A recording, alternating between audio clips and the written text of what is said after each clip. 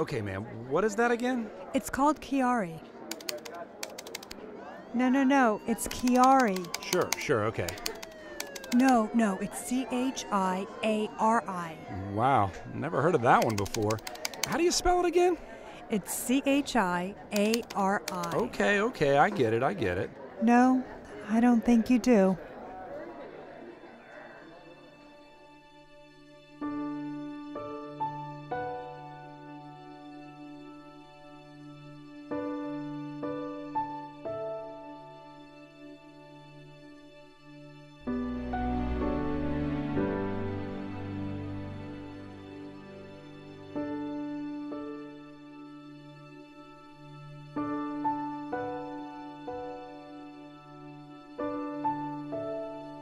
When she called and said she has Chiari,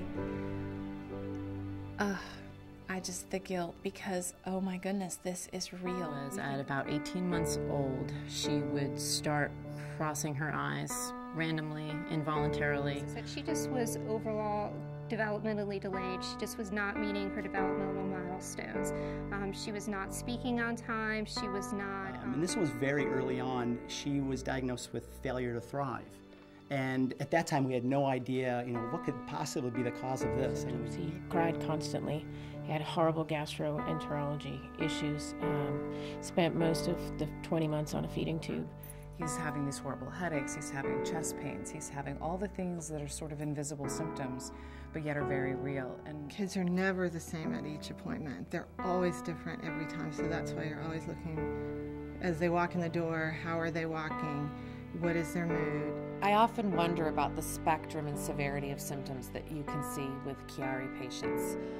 You could look at two very similar MRIs and then elicit two very different sets of symptoms from each of those children who have... The time between symptoms and diagnosis and treatment can take years, and kids are suffering for years. I have seen children near death many times.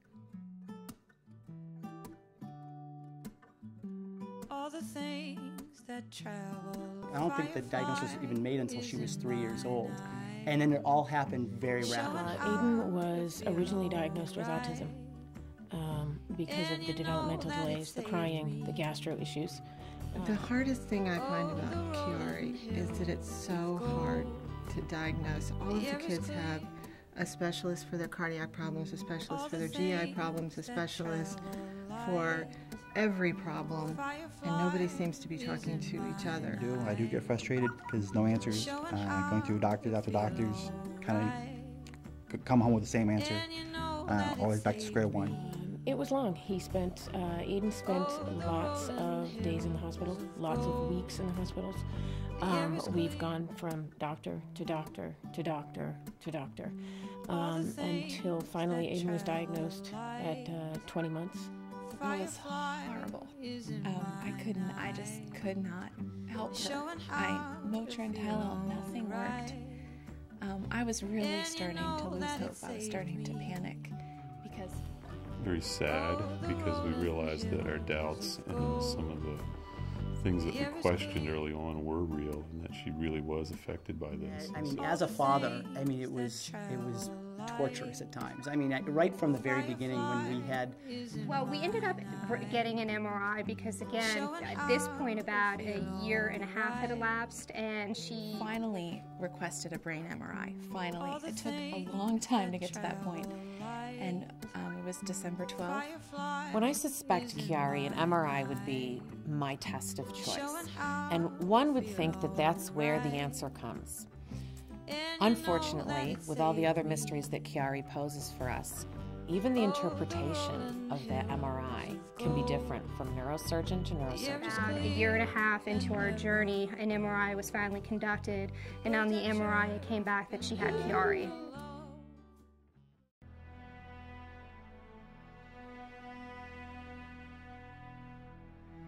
Making the decision of putting our daughter through an invasive surgery was the most difficult decision we had made up until that point. Well, the process of deciding to have surgery or not is a very, very difficult process.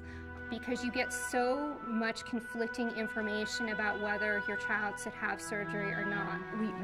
We just second, third, fourth opinions until everybody agreed, and that's what we did. And then you have to then give your child to somebody and hope they can fix it. It's horrifying. It's absolutely horrifying, and quite frankly, it's confusing. It's scary. Again, you learn as much as you can as a mother because you're not gonna do this blindly. It was just, she was swollen, and I'd never seen anything like that. It was so hard to see and so hard to bear. That's the hope, is that you'll have the surgery and your symptoms will be relieved and all will be well. But unfortunately, that's not always the case. That the surgery can then create other problems because of where the surgery is.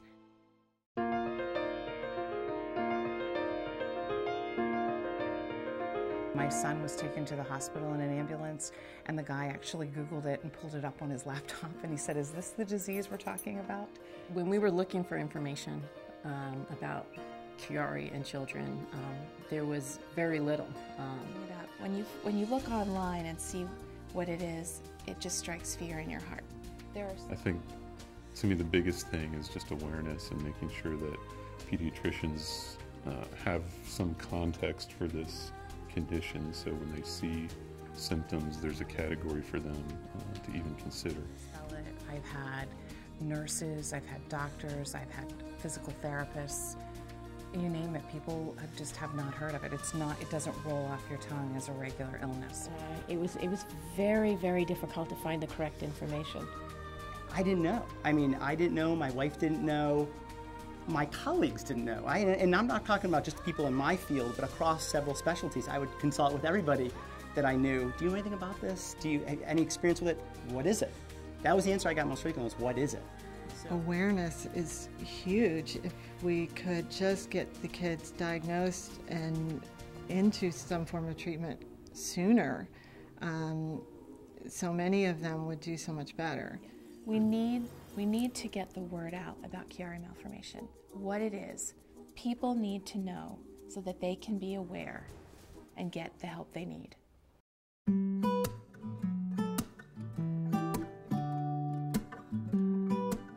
I think it is extremely imperative that we raise money to fund research for Chiari because there's clearly still so much that we need to know, need to learn. The fact that the medical community is lagging behind with Chiari research, diagnosis, treatment, and if we can sort of increase the awareness of that, you know, I'm very optimistic about the future.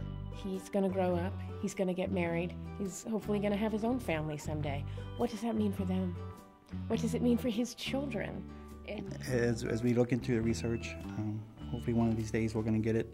On the more positive note, I kind of look at her getting better each day and making progress. We need to start looking longitudinally at patients. We need to look at the genetic impact. We need to look at all the different aspects and start putting it into a package. We have scientists and medical professionals willing and ready and able, and they want to go. But the harsh reality is we need to fund them. And the practicality of the one practical answer I have when it comes to Chiari is that I need money to make a difference with this disease. Every day at school, I would just have all these headaches that would pretty much drive me crazy. I just went to the nurses probably 5 times a day. I sometimes feel scared of having terrible, terrible, terrible headaches. Well, I think raising awareness is probably the most important thing we can do for Chiari at this point. Because the more we raise awareness, the more people know about it. The more people know about it, the more money we can raise for Chiari. The more money we raise, the closer we come to a cure. But now I feel so much better, and I would really like to thank all my doctors that helped me. My name is Cass, and I have Chiari. There are no drugs in development to treat Chiari. There are no current clinical trials to treat the cause of Chiari. A minimum of $100,000 is needed to qualify for federal research funding. Chiari is a mystery, but with funding, we can solve it. Everyone's Chiari journey is different, or is it? We just don't know enough about it. All the things that travel light firefly is in my night, showing how to feel alright. And you know that it saved me. Oh, the rolling hills of gold, the air is clear and never old. The birds are chirping hello, and you know that it saved me.